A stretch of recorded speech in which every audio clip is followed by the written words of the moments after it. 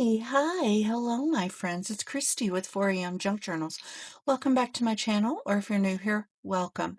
I'm here today to bring you into my Investigate with Me, and let's talk about this crazy case while I work on my casebook, okay? All right, so what do we know so far, guys? We know that Professor Vanessa Hammond has been found deceased in her office at Blackwood Academy. She was found by the administrative assistant, Claire Donnelly. And apparently the EMTs were called, and she was declared dead shortly after their arrival. So we don't know a whole lot about Professor Hammond yet. There is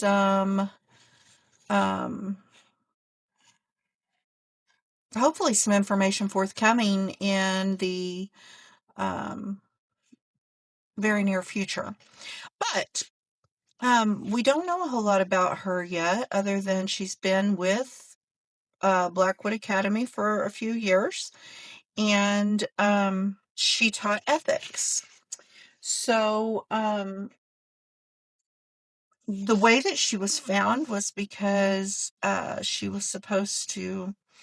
had organized a faculty blood drive, and she was supposed to be at that blood drive and did not show up. Claire says that she texted Dr. Hammond and got no response, and that is in line with the statement that we received so far from P. Ashcroft, who is our lead investigator, or our police investigator, sorry.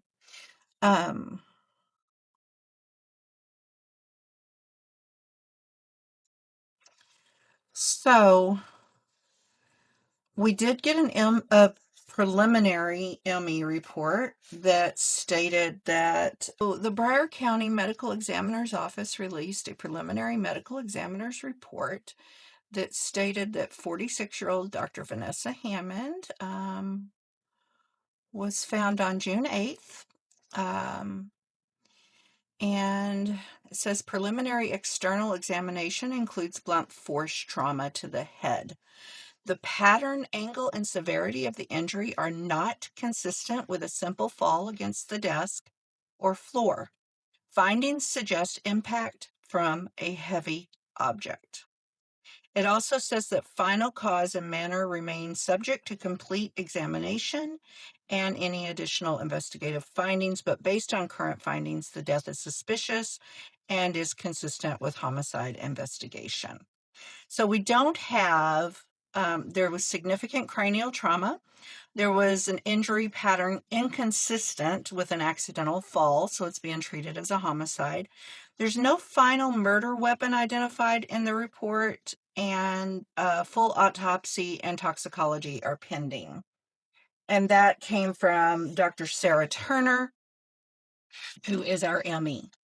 Okay, so yeah, we know that as of now anyway, it is being treated as a homicide due to inconsistency with an accident, and that the cause of death appears to be blunt force trauma to the head. So that's what we've got, guys, and it's interesting to me. So one question I had in my previous video was why Claire Donnelly did not appear to go inside and check on the status of Dr. Hammond when she opened the door and found her with lying on the floor with blood around her. My natural instinct would seem to be to go in and make sure that she's okay, right? But that did not appear to be Claire's instinct. Claire's instinct seemed to be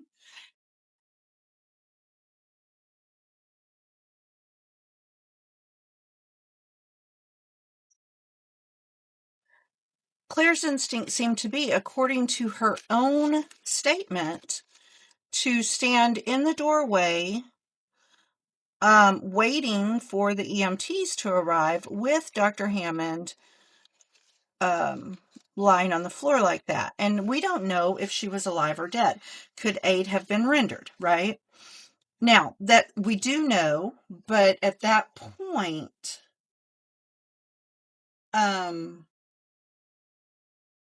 we don't know, right? So it just seems to me that for a reasonable person, it would have made sense to have gone in and checked on her, right? So that confused me. However, we did one of the detectives, and I want to say it was Tareen, who is, I hope I said that right, Tara. I apologize if I didn't, or Tara. I apologize if I didn't. I always call her Tara. I think it's really pronounced Tara. But anyway, whatever. What was I saying? Oh, I think it was her um, mascot, or however you want, her detective bear, who asked the question of, uh,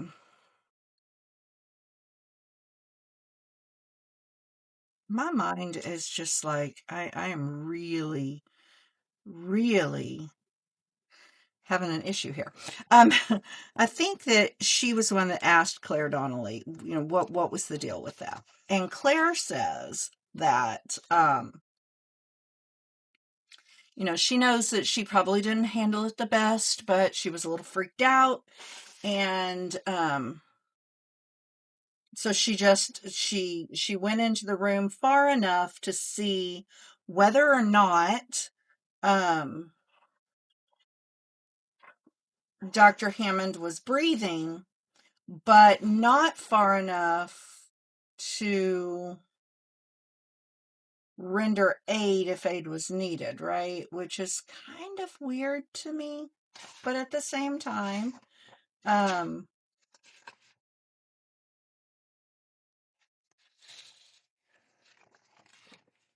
possibly also understandable, right? I don't know. Um,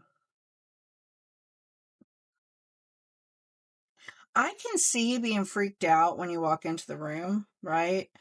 And I can see how that might prevent her from wanting to go in.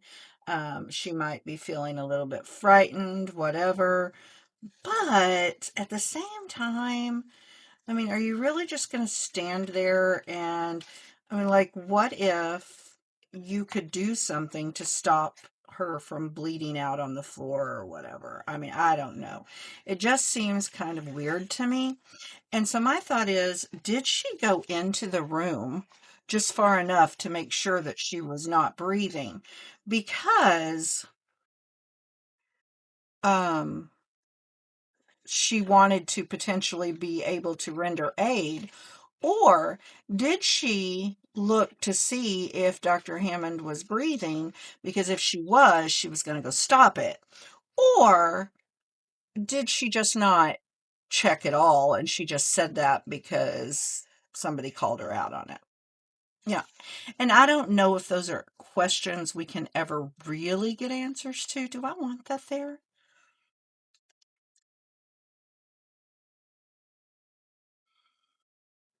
I don't know. I don't know. I don't know. I don't know. I don't know if those are questions we can ever really get answers to, but they are questions that I have. So, um, other than that, and I don't know that we have any significant information. We have not yet met the headmistress. Um, We know that she was called, or Claire says that she called her, when she found, um,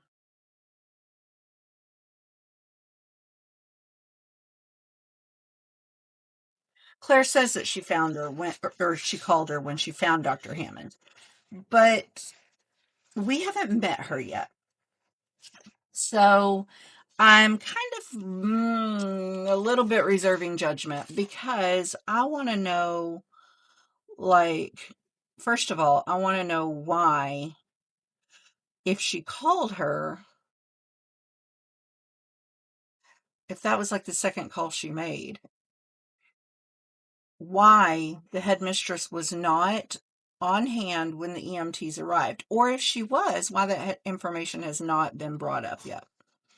So where was she? What was she doing? Whatever. This does not appear to be, like, well, we know it was evening, right? It couldn't have been like midnight hours because they were doing a faculty blood drive at this hour, right? So we know it wasn't like midnight hours. Um,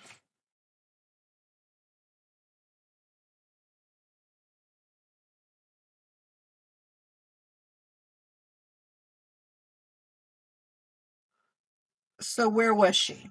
And why wasn't she on hand when the EMTs arrived? And it says that the EMTs arrived, that she was declared dead shortly after they arrived.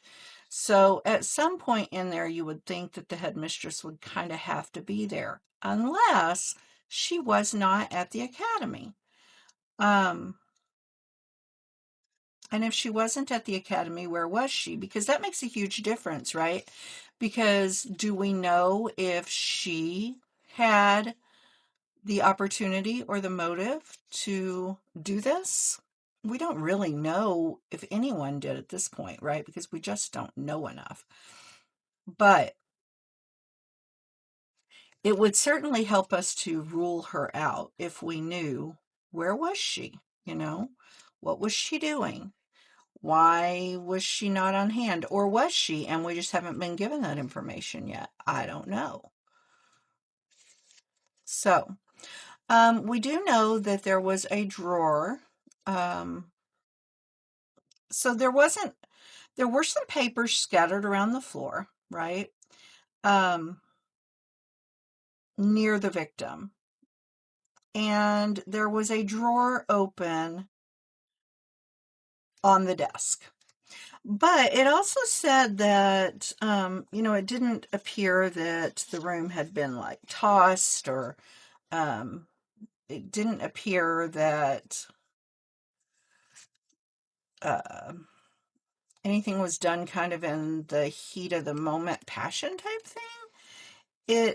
I don't know, maybe that's not exactly how it was put, but my point is, it didn't, I guess, if they took something out of the drawer, they weren't feeling rushed. It was a very methodical type thing, because although there were a few papers scattered on the floor, it didn't look like the whole office was destroyed, right? So that makes me wonder a few things. One, why were they feeling so confident that they had time to do this? Because if they weren't rifling the papers and the stuff in the drawer, then they weren't in my mind, weren't in that big of a hurry. So why is that? That's interesting to me, because did they know that she was due to be somewhere? And if they did, then why would they not be concerned someone would come looking for her? And if they didn't know, then there weren't obviously someone who was closely associated with the faculty, because surely the faculty, since it was a faculty blood drive, would be aware that Dr. Hammond was supposed to be at this blood drive. I don't know if I'm making sense. Basically, my thing is, if it was a faculty member, they knew that, or anyone associated with the university would know that Dr. Hammond was, or with the academy, would know that Dr. Hammond was due to be at this blood drive that she organized. Um, if it wasn't someone associated with the academy in that way, someone who worked for the academy, then they might not know that. But then that eliminates a lot of people, right? Presumably. Um, or was it someone who knew that help was not going to come until a certain point, meaning that Claire herself would not go looking for Professor Hammond until a certain point in the evening. And if that was the case, then that in my mind goes, okay, well, was it Claire herself? And she knew that, she could wait X amount of time before she raised the alarm, so to speak. Or was she working with someone else and together they planned this thing? And so her person that she was working with knew that Claire wouldn't go until a certain time because they planned it that way. I don't know. I don't know. I just feel like there are so many questions unanswered at this point, right? So many questions. Okay, I kind of like this. All right, so really quickly before we talk any more about the case, because I also think that I'm kind of running out of things to say, I want to show you what I've done so far. So if you recall, the last time we were together, I said there was no way I could fit any more pages into my casebook. And that if I had to do anything else, like another signature, I was going to have to make it and attach it. So as you can see, I am stubborn. So this is my casebook, front, back. I freaking love it, guys. The spine is hidden, but this is a a 5-hole pamphlet stitch. When you open it up, you've got my filing cabinet. And so you've got solved cases, cold cases, future cases, detectives. This is the top secret folder, and then the active cases, which I've got just this little thing in here. This is the crime. Okay, so when we open this side up, we've got, this is just a little collage I did that I freaking love, and I covered it with tape, and I love the way the tape has bubbled. This looks so freaking cool to me. I love it. I love it so much. And then this is my investigative board. I don't know if you guys can see that, which I need to do some work on. Then we've got 3 signatures in here that we're going to add some stuff to. And then when we turn to the back, okay, so I've got another collage here. Now I went into AI and gave them my picture and asked them to turn me into a detective. Which they did. I love it, love it, love it. I wish I was that skinny. I'm not, but I love this picture. So I put that there. And then here I've got me again, and this book belongs to, and my name. So that's that part. And then over here, I went ahead and I added in what we've been working on here. I did some Chicago screws and added a bunch of papers here. Or a bunch of pages here that I can work with for notes. And so this was my addition that I didn't think I was going to be able to do because space, but I did it anyway. There's 3 more signatures over here. And the last signature I am using for my Secrets of Blackwood Academy. On this part in week 1, I put Secrets from Blackwood Academy, which was incorrect, but hopefully nobody kicks my butt for it. This little envelope here is full of the secret papers that we received, well, that you guys received in the Secrets of Blackwood Academy. And then this was the little thank you that I did. Thank you for your support. This was on the, this is the personnel file thing that was on the secrets for the week, because this was all about her hiring documents. Week 1 was all about her hiring documents. So that's what's going to go in this signature, right? Then when we turn, I haven't done anything with this yet, and I'm going to probably collage it and tape it too. Then I have the Secrets of Blackwood Academy collectible stickers. I created this sticker. Those of you who purchase the secrets at some point are going to get one of these that you can use to put on your, wherever you're putting your collectible stickers, right? Because there's a collectible sticker that's going out each week that is only going to be available through those Secrets of Blackwood Academy. So I put my sticker there. I put on this authorized access only. I think this was part of the stickers that went out in the week 1 secrets. So anyway, I put that on there. And then it folds in again like that. We're back to the filing cabinet, and then it closes up.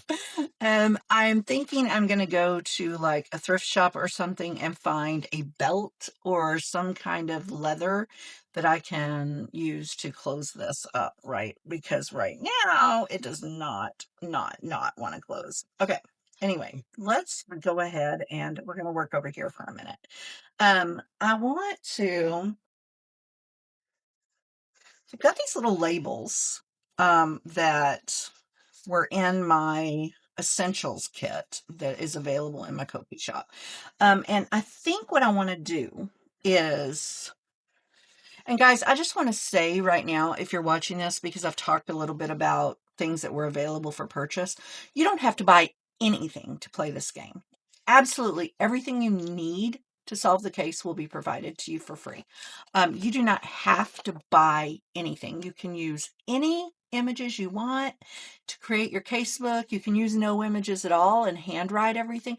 Whatever you want to do is perfect, okay? And you don't have to buy anything. That said, I offer these things for a few reasons. First of all, because some people like the, what do I want to say? Like the cohesiveness of having specific items for a case, right? You've got the color palette, you've got the people, the way that I'm presenting them in the videos, those sorts of things. And a lot of people love that, and that's great. If you don't care, that's great too. The other reason I'm offering this stuff is because, on a more personal note, I am currently unemployed, and I spend a lot of time working on this case and brainstorming and developing and writing and creating images and doing all of those things. I spend an enormous amount of time on this. And so I do these things so that I can hopefully get some support for what we're doing without having to change the format of everything being free, because I don't ever intend to change that. It's always going to be, you can solve the case for free. But the add-ons help me continue creating cases. Okay, enough about that. I'm not going to talk about it anymore. I'm just going to move forward. I just wanted y'all to know that I'm not trying to say that you have to buy anything. Okay, so we have these, and we are going to create some tabs. Okay, so I think I want to start with the crime. So we'll put the crime here. So let's cut out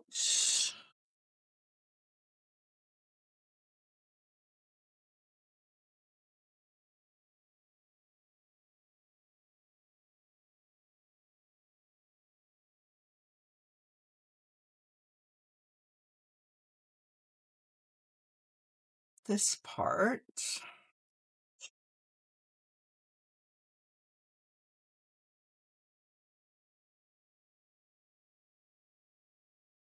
I need to see how my battery is doing because my camera did not have a full battery when I started this video, and we've been going for a while.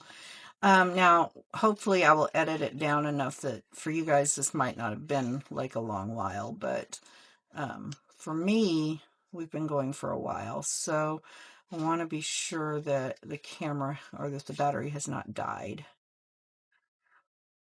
Well, not yet anyway. We're still good at the moment. And I'm going to go ahead and I'm going to cut out the crime scene while I'm at it, because I feel like I'm going to need that here. So let's do these two.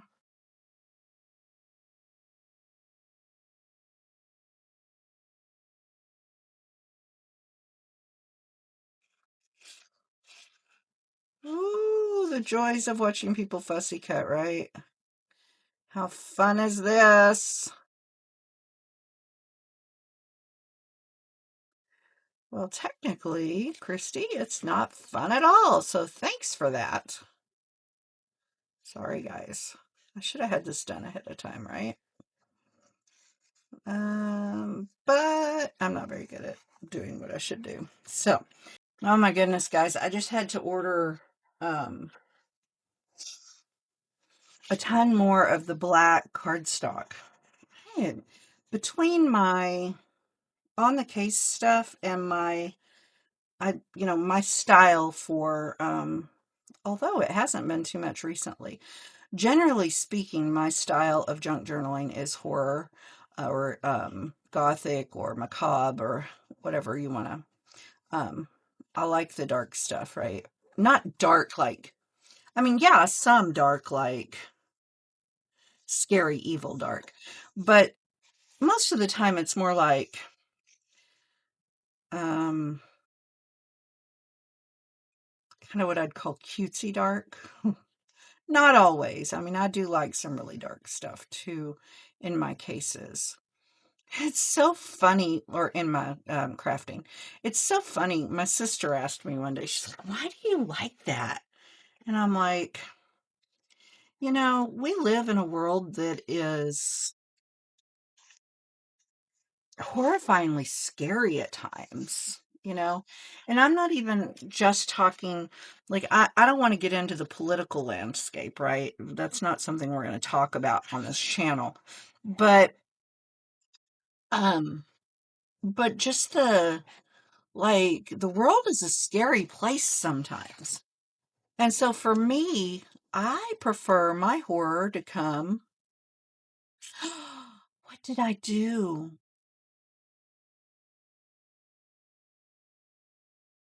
It's fine.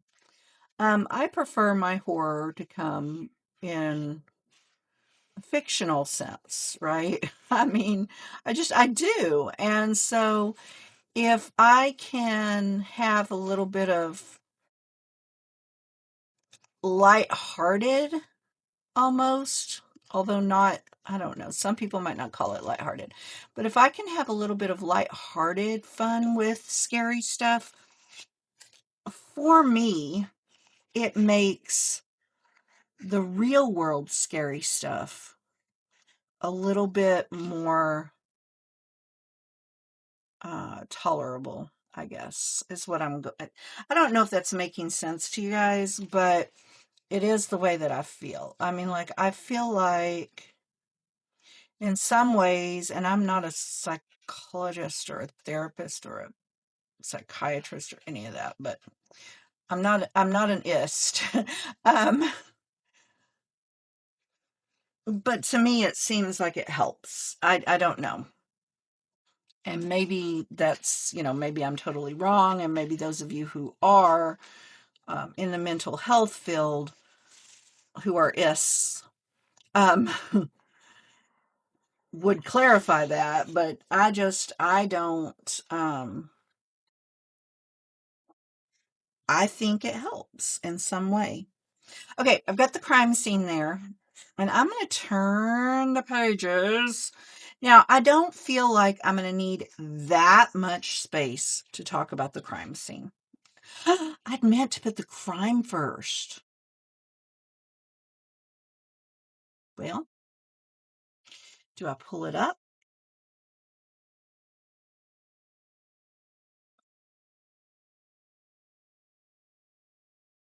Okay. Can't believe I did that, guys. Ah, I can't believe I did it. Why didn't you say something? Oh my goodness. Okay, so you didn't know what was in my head. That's one, and I couldn't hear you. That's the other. I gotcha. Anyway, what was I talking about? Oh, scary stuff. So that's why.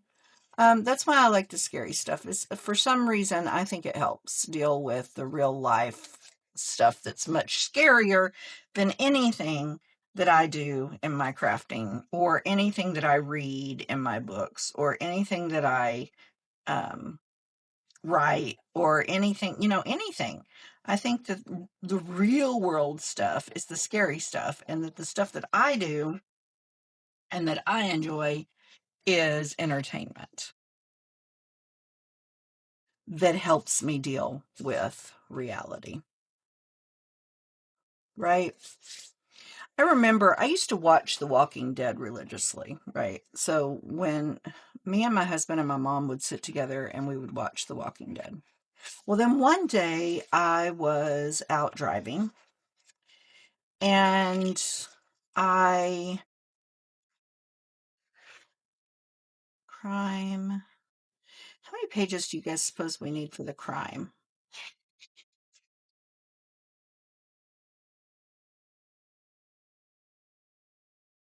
I think I'm just going to do like, you got the front, we've got a full spread. I mean, because the crime is kind of done, right? And so then everything else seems like it would go into notes and suspects and things like that. So I think I'm just going to do like one full spread for the crime. And then I'll do like right here, I'll start the crime scene. Um, so we watched The Walking Dead all the time. And then one day I was out driving and I saw this guy in this ditch, kind of trying to crawl his way out of this ditch. And my brain was so accustomed to The Walking Dead and those scenes from The Walking Dead that it did not register with me. I just started to drive right by. I mean, like, it did not register to me because this was something I saw day after day on The Walking Dead. Was these like zombies trying to crawl out of this ditch. Well, I was just, it did not even faze me. And then all of a sudden it hit me, oh my gosh, there's a guy trying to crawl out of a ditch. And so I turned my car around and I went back, and this man had been going down the road in his electric wheelchair or his electric scooter or whatever, and it somehow had turned over. And he was trying to, he was disabled. He was trying to get out of this ditch. He couldn't.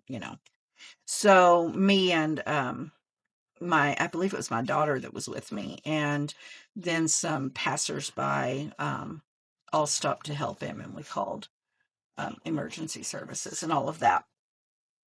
But it was horrible. It was horrible afterwards when I thought about it, that I had kind of desensitized myself to that. So my point is, you would think that that would make me go, wait, wait, wait, wait. This is not a good thing, right? And in some ways, guys, it's not. But the point is that it desensitized me from the horror going on in the world. And so in those ways, I think that the scary stuff kind of helps, right? It kind of helps because it not because we want to be desensitized, but because in my mind, I want to be able to disconnect a little bit from that scary real life stuff, if that makes sense. Okay, like I said, not an ist. I am not an ist. I am not a part of the mental health field. Just, take what I said for what it's worth, which isn't much. All right. So we've got the crime scene. We've got the crime. And then I think I want to use this police line, do not cross. Now I have some also in washi. These are stickers. I have some washi. And I think I might use my washi actually. Do.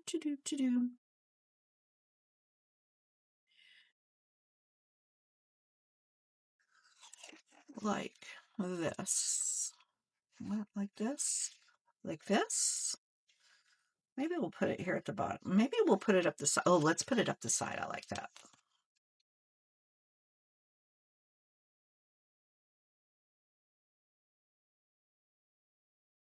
So again, I'm not sure how much longer my battery's going to last.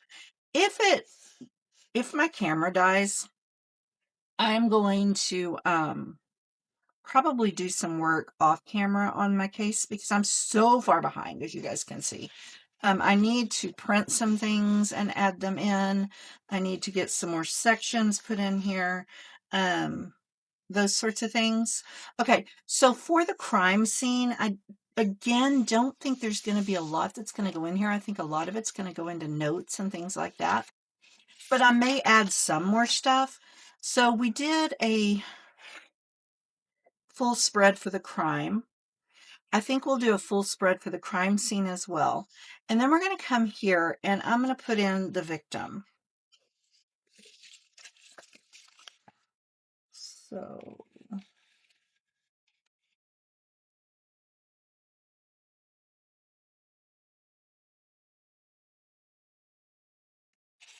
trying to think what else might need to go here in this first signature.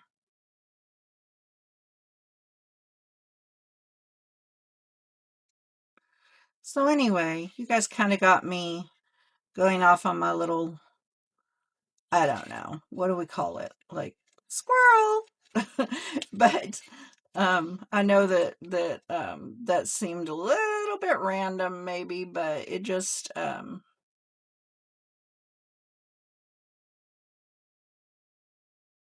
I've got a friend, well, a very dear friend who worked for the police force for her, until she retired. And so she does not participate in these cases at all. I think sometimes, maybe once in a while, she watches my videos. I have no idea. But she doesn't participate in the cases at all. And she told me she had enough of this in her real life and doesn't want to deal with it in, her crafting time. Totally respectable, right? I completely get that. But at the same time, it's like the polar opposite of what I'm talking about, because what I'm talking about is that this fictional scary. Well, I'm going to get off of my little soapbox there, guys. Sorry. I will stop right there. I won't talk anymore about it. So what are you guys thinking? What are you thinking about Claire Donnelly?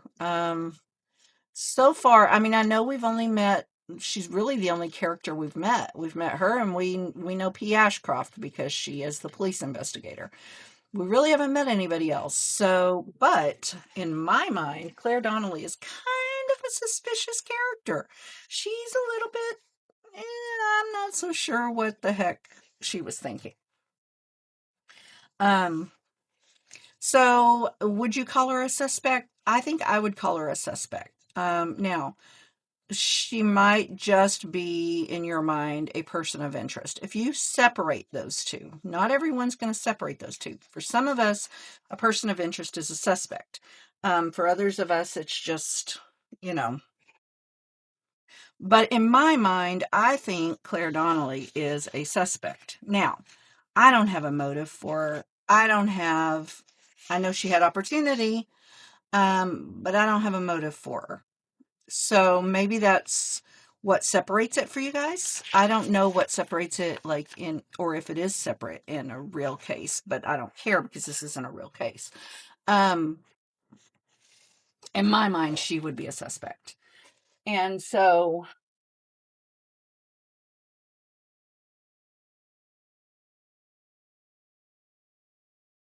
let's see if I have in this mess. Let's see, I've got P. Ashcroft.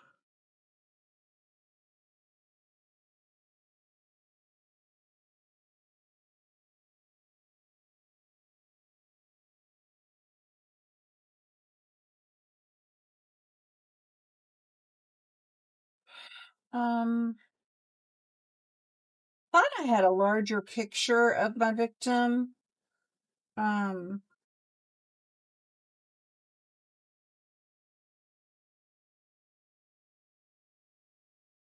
because I printed everything in so many different sizes, guys. Like, and I thought I had printed her larger. Um, but if I did, I seem to be having a hard time finding it.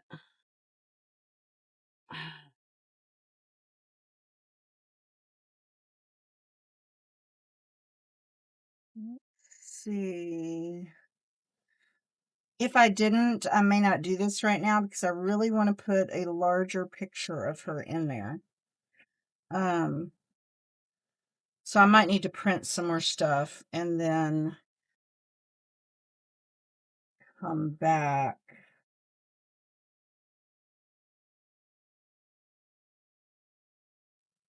I already know I need to print the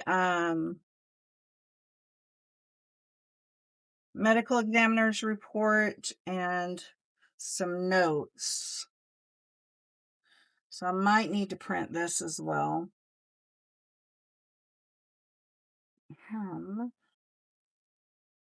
Um,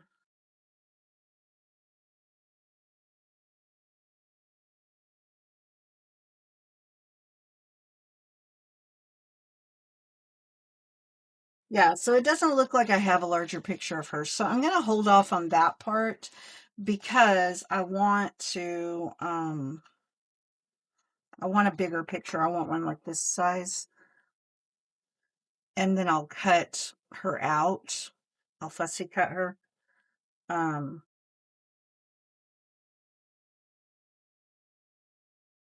Just double checking I didn't overlook it here somewhere.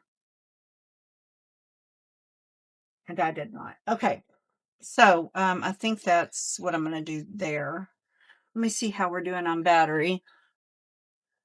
Still seem to be okay for the moment. All right. So then I think that the next thing we would do would probably be, we've got the victim. We could do, now I think that there is actually a difference between the clues and evidence, maybe. Maybe not. I think maybe those could be maybe the same.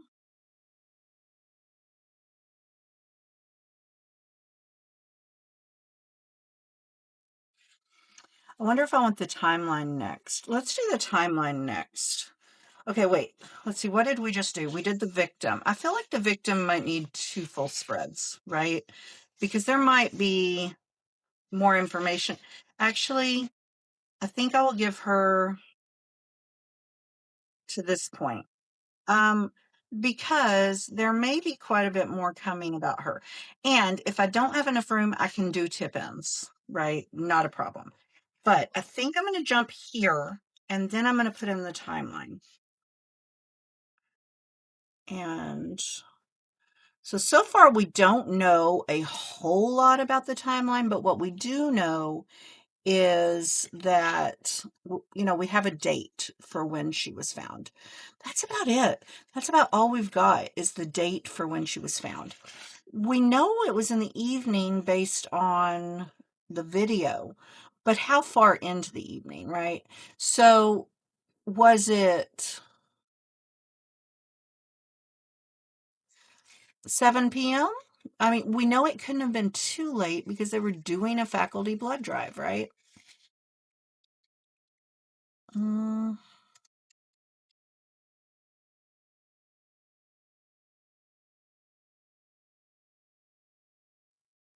I don't think anybody goes at midnight for a faculty blood drive. I don't know. Color me confused on that one. So, my point is, we don't have a lot on the timeline right now. I hope we're going to get more on the timeline soon. And again, you're going, but Christy, you already know. Yes, I do, but I'm not telling. So this may or may not be information that, like sometimes I might confuse you guys and it might not be an accident. um, Sometimes I might lead you astray. And sometimes I might be giving you clues. You just never know what to expect from me. You really don't. Because I'm kind of a sneaky person that way sometimes. But it's my job. It's my job to keep you guys on your toes. So,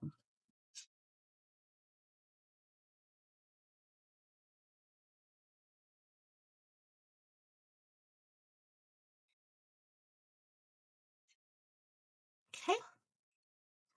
And we have the timeline. I think that's going to go right there. But I don't like that white page. I feel like we need, or do I like that white page? Yeah, now I'm second guessing myself.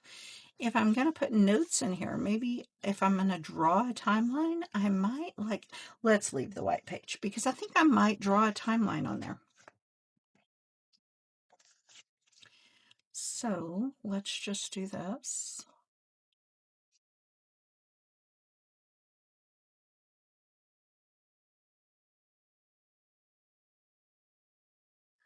Ready, ready, ready, right. And at some point, I don't know, do we want to talk with the EMTs that were on the scene? We have not spoken to them yet. So we don't really, all we have to go off of is what we've been told. We have not spoken to anybody yet outside of Claire Donnelly and P. Ashcroft. So that's a whole thing as well. Like, how long was she dead um, before the EMT pronounced her? And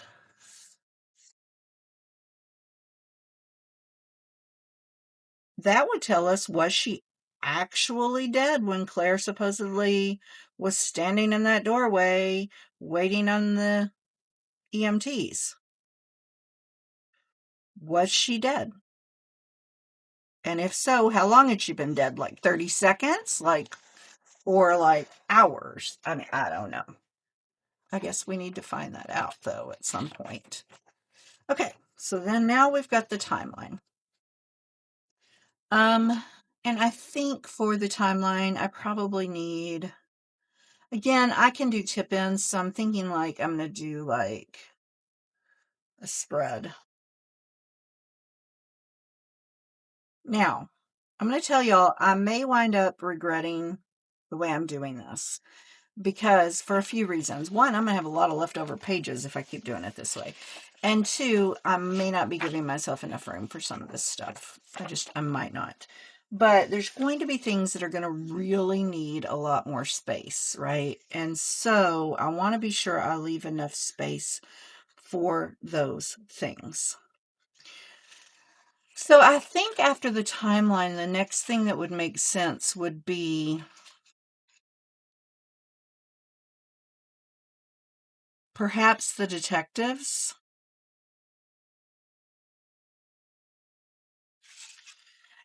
And I'll tell you, there's something that, actually, I don't think I want to put the detectives there.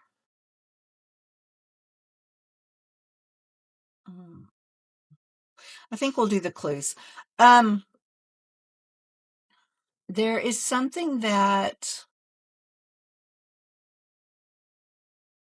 Tara did. Oh my goodness. I'm sorry. I don't actually know if it's Tara or Tara. I've always said Tara, but I think that in her video she says Tara. There's something that she did that I really liked, and that is that she put all of the detectives in her casebook. Now, I have done this previously using like game pawns, and I did create some game pawns that are in the case essentials file in case you wanted to use those for your detective. Um, so I did create some, and they're very unique to this case. So they're not like standard game pawns. They are,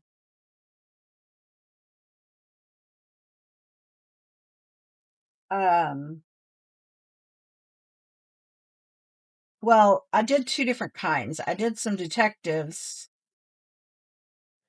and then I also did like some metal looking ones. So these are the detectives. And these are male detectives. I know that the majority of the people playing this game are female, but I don't really think it matters. And then I also did,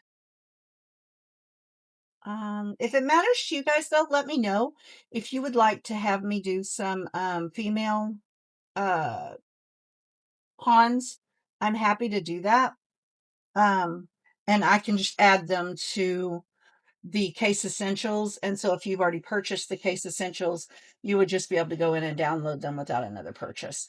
Not a problem. So if that's something you guys would like to see, if you'd like some of these that are female, just drop that below. Like put it in the comments and I will work on getting those for you. Um, I was going to show you the metal ones. Can't seem to find them at the moment because everything is such a mess. I really do need to get organized, guys. Um, because all of my case stuff is just thrown into this bucket and I can't find anything. Okay. So, anyway, trust me, they're in there.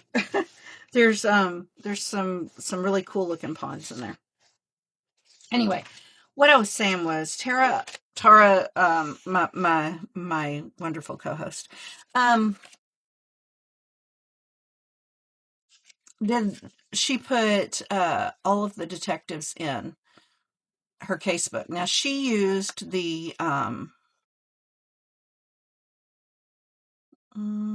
silhouettes, like the black silhouettes that are in the case essentials, and so there was no like it wasn't obvious who it was or whatever. I'm gonna do that again this time. Like I did last time, I'm gonna use pawns, but I think I'm actually gonna use these guys. Um, Now I don't think I have enough. 1, 2, 3, 4, 5, 6, 7, 8. No, I don't. Um, Tara said that there were 13 of us. And I think I've had one or two people join since then that have not been put into the videos. I'm not sure. I can't remember for sure if I did. So anyway, I'm gonna go in and I'm gonna put those people in there or those detectives in there. But I'm probably gonna wind up doing that off camera or possibly in our next video. Because my goal is to spend all week recording the video instead of trying to do it at the last minute, and that way you guys won't be waiting. I won't be late. I was determined that I was never going to be late on the actual video, the update video, and I never will be because most of those have been filmed and are, anyway, whatever. But these um I do week by week. And so, now what I will say about the update videos is I filmed, but I've already had to go in and do changes to the week 2, and I suspect that that's going to be an ongoing thing, but we'll see. We'll see, because it's based on like what questions y'all bring up and those sorts of things, like what I need to do. I'm thinking I want to do this investigation in progress, or maybe authorized personnel only.